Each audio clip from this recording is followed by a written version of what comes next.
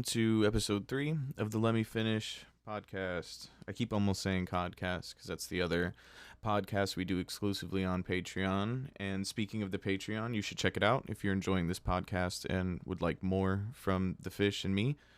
Please check that out. There's full video podcasts every Wednesday on our Patreon. We post clips sometimes outside of that, but if you want to see the full hour-long video podcast with me, Token, and Coda every week, joined by random guest members of the fish, you should check that out. Last episode, we kind of ended with how I was a bit wrong about my timeline. 2017 is the first year I'm really excited to talk about. I got divorced around just before my birthday, because I remember I was with somebody else on my birthday when I was turned 21.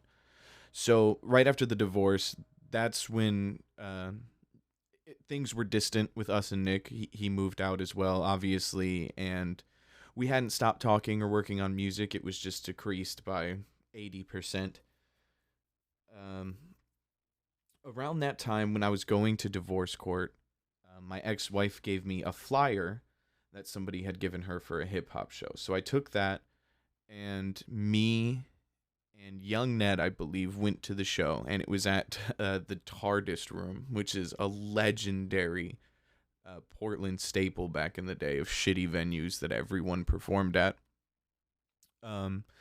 So that's where the flyer was for the show. So I went to that, and Swiggle Mandela, Timmy Hendrix, Lie the Most High introduced Justin Joy, was the new member of La Familia. They were like these big, huge rappers in the group, and I hadn't met them, hadn't heard of them. That entire time we were working on stuff from 2016 to 2017. I don't know how, but we couldn't find any shows. We couldn't find anyone that rapped in the city, and I think that's a beautiful testament to how hard all these people have been working for so long, and how we were looking for them. We were looking for people in Portland, and we couldn't find them. I've brought this up a lot of times. There has to be better ways to promote yourself, and you have to change and be willing to adapt to the times, because Swiggle, Cool Nuts, Mike Capes, all these people existed, and shows were going on when I first moved out here. And I couldn't find them. I Googled Portland hip hop shows. Like everybody's search engines and hashtags and all that shit. Online promotion just wasn't what it needed to be. And it's still not, because I was looking for the scene and I couldn't find it.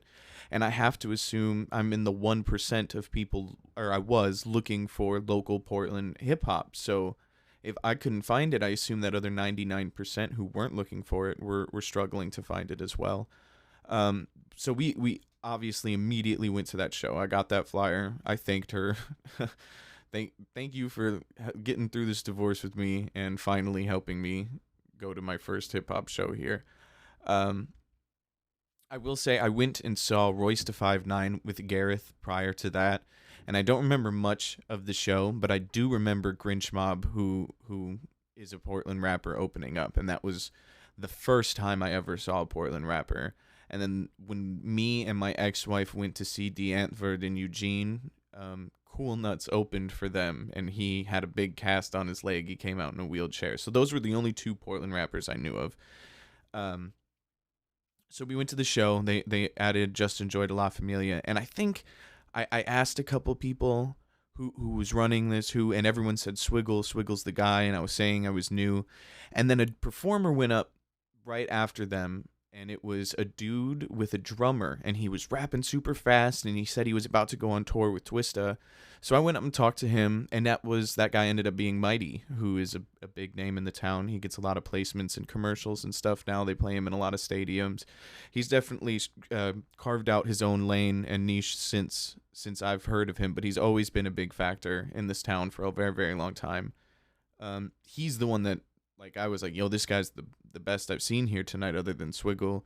And he was like, you got to talk to Swiggle. That's the godfather of the city. So I kept trying to talk to Swiggle, and I said hello, maybe, and he didn't really hear me. And me and young Ned were so just entranced with the scene we were finally getting to see and be a part of.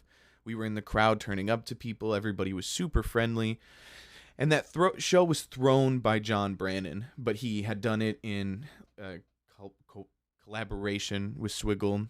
And I think Swiggle maybe was planning on adding La Familia and just wanted to headline an event to do it and make some money. I don't know the whole situation, but me and young Ned kept following Swiggle in and outside, trying to see if there was a moment we could talk to him, but he was just super busy.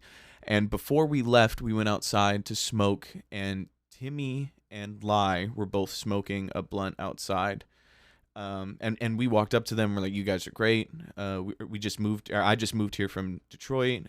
We started this little rap group. Me and this guy right here, and a few other people.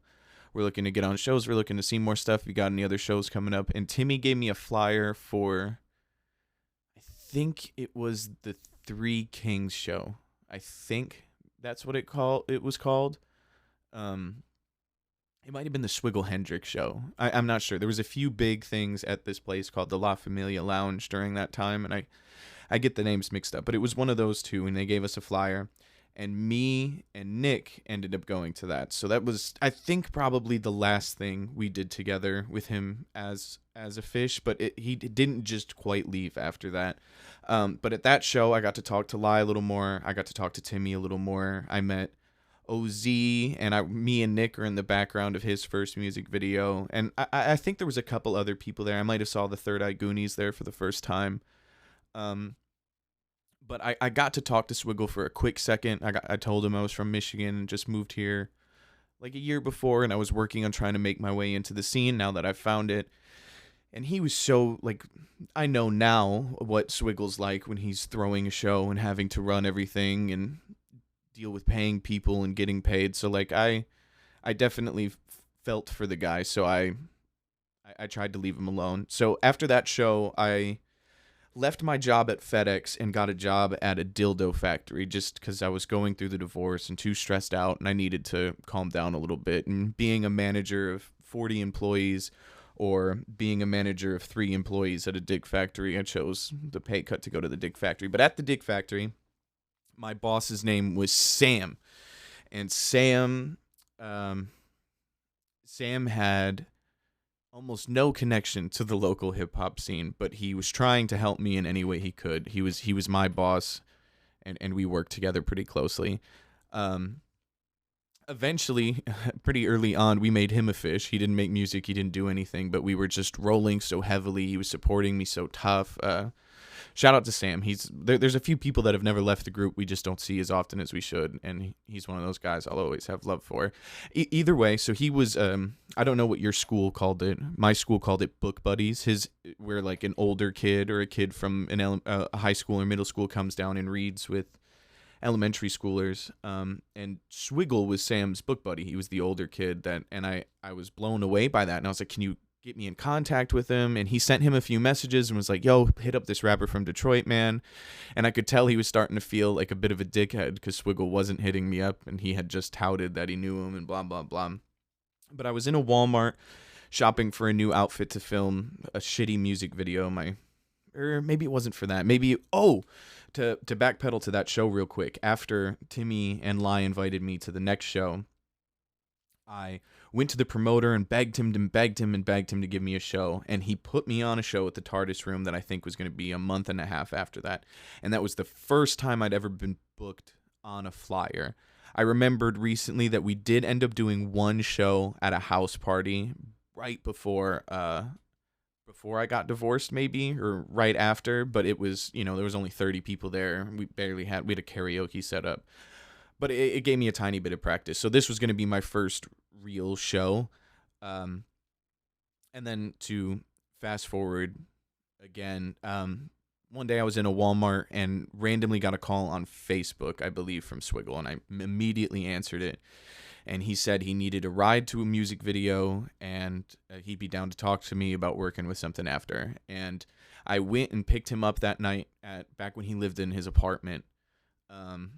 Just me and maybe my girlfriend at the time, and we went to this Chinese restaurant, and he was shooting a video with, I think he was just in it. I don't even think he was on the song, with Mayor LaCosta, another member of La Familia. And I went there and I met Echo the Savage, who wasn't in their group, but he was turning up to be like a cameo in the video.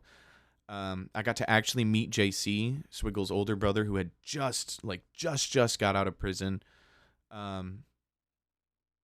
yeah, and I kind of talked to him all that day, and when we were all done, I told Swiggle like I'd love to do a song with him, and he's like, I got a charge, bro. And there was an ATM right behind me, and I put my card in it, and I said, how much should I pull out?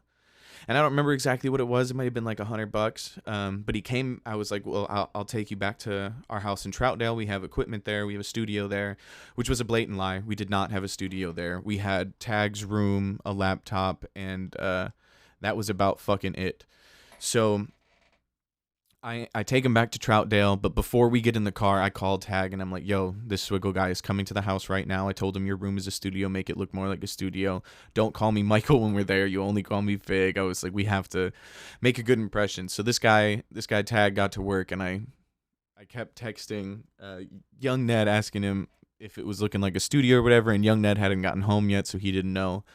So we headed back to Troutdale. I take Swiggle with us, and when we got there, Tag like walked up to the door. He had 10 joints in this little basket that he had rolled, and Swiggle only smokes joints, so he was so fucking hyped.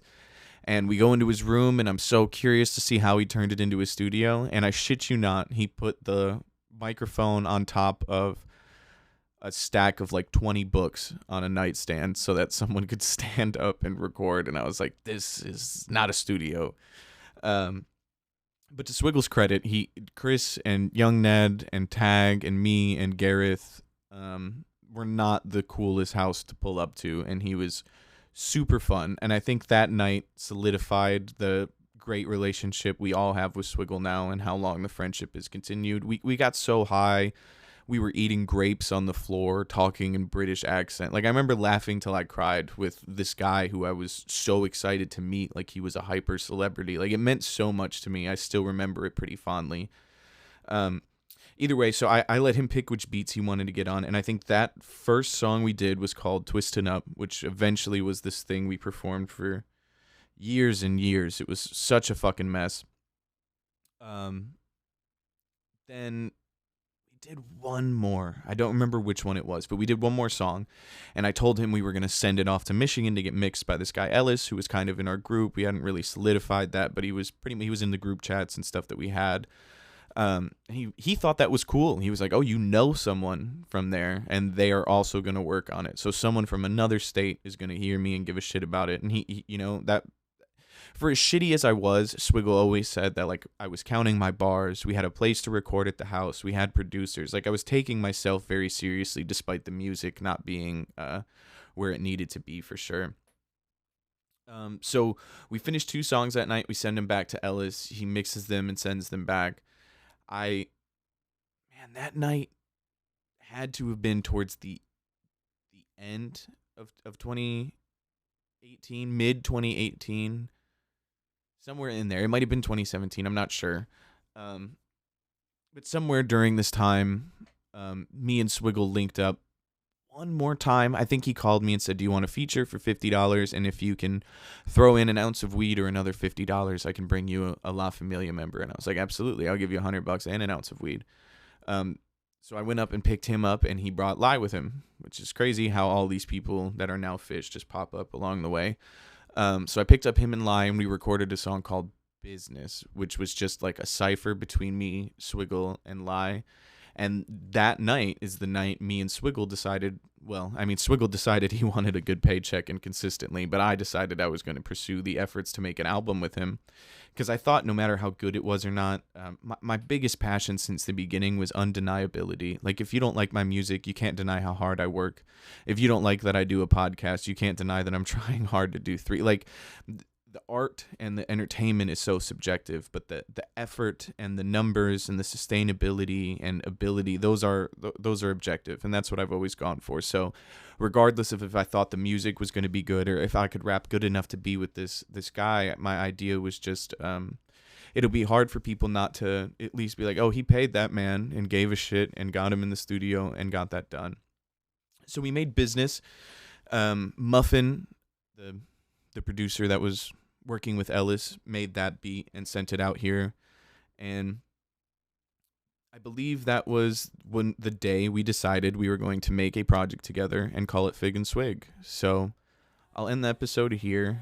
Thank you for tuning in. And as always, before you interrupt me, let me finish.